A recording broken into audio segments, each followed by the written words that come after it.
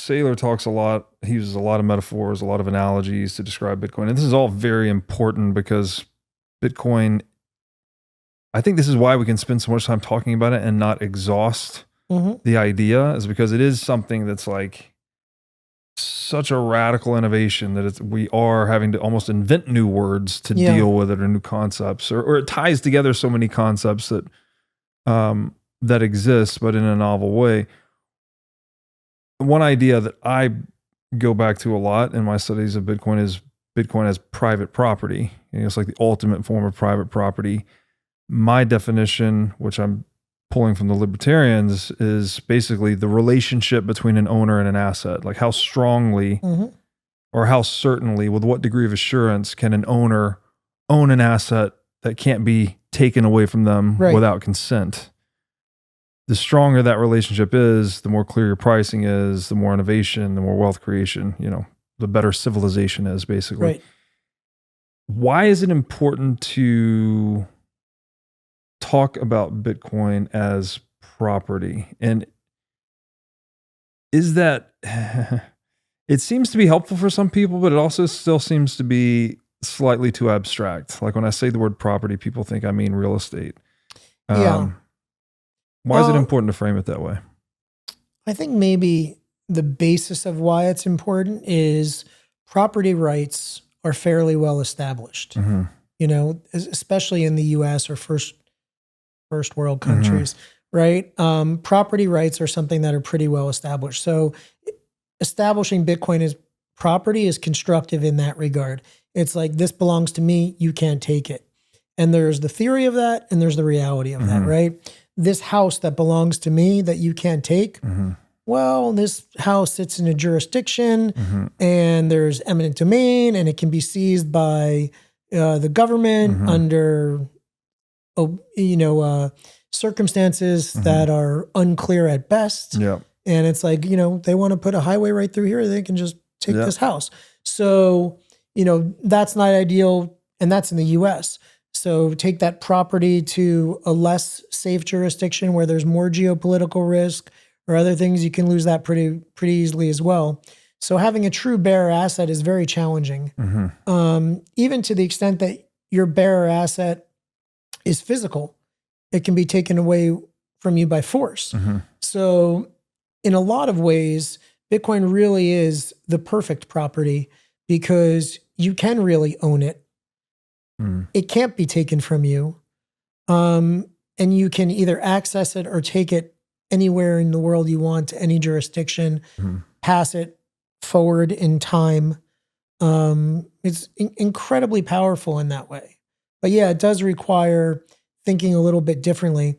And from an investor's point of view, dealing with these folks, every day, people really do like analogies. They like something to be like something else. Yeah. So the digital gold analogy is really constructive because Bitcoin has a lot more utility than gold. Yeah. And so to describe it as a digital gold versus an analog gold, that's very easily conveyed. People get that. Yeah.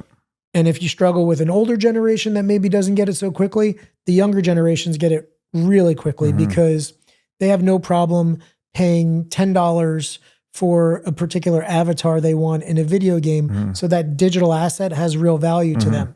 They get that. So they're not spending money on a digital asset that you can't touch and can't do. They're already good with that. So it's an easy transition for younger generations. Yeah, that's a great point. Digital gold is also so useful when you're talking about history of money and explaining the different functions of money, the properties of money as it pertains to Bitcoin. Like going through the gold rabbit hole is perfect for that. What about comparing Bitcoin to traditional stores of value like gold, like real estate? How do you, because, again, Saylor uses analogies of like owning a block of Manhattan in 1920. So like, what is it about real estate, gold, and Bitcoin that we can draw comparisons through to better explain Bitcoin? I think the first thing, this conversation was a lot more challenging 2 years ago, right? Yeah. Because first you had to get the individual that you're having this conversation with to accept the fact that Bitcoin was an asset. Yeah. right? For sure. That was the first step. Not a Ponzi scheme. Now that you've got the ETFs and Larry Fink and all these, incredibly credible sources saying, yeah, this is a legitimate asset. Now we can compare assets, right? And when you start comparing Bitcoin to those other assets, it's got tremendous attributes, relatively speaking. And we can go down that rabbit hole if you like, but I know you know all of them. But it's just it's superior in almost every way. Buying an asset of any kind is one thing. Being able to keep that asset is another thing, right? Is it a house that has a 2% annual tax, which is going to eat away at taking that asset away from you, and then the value of the house increases. You're paying 2% on a larger number. You're really losing that asset quickly. Are they creating more of the asset, and your asset went from being relatively scarce to not so scarce? That hurts. And so when you start comparing Bitcoin's attributes to all those things, even something like traditional gold, right? It's like, well, they're going to dig another 1 to 2% of traditional gold out of the ground every year. Can't do that with Bitcoin, right? So you start comparing Bitcoin to all these different things. Can it be seized? Can it be stored? How much does it cost to store it? All this stuff. We start to compare incredibly favorably, but it does require that people first accept it's an asset and a real asset that they're not going to get in trouble for owning. That's not going to get taken away from them.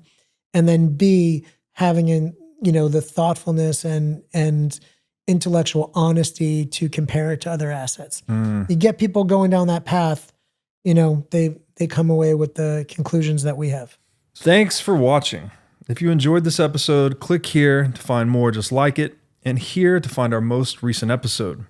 Also, make sure to like this video to help shine light on the corruption of money, and be sure to subscribe to this channel to stay connected.